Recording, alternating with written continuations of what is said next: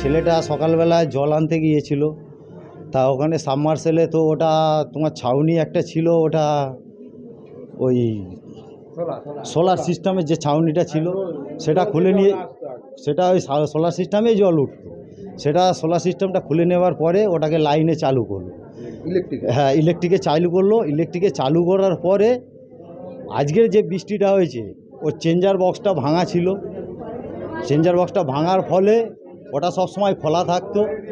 আজ সারা রাত জল পেয়ে ওটা বডি হয়েছিল। আজকের ছেলেটা আজকের দুপুরবেলা জল আনতে যেয়ে সুইচটা মারার সঙ্গে সঙ্গে নেগেটিভ পজিটিভ হয়ে গেছে।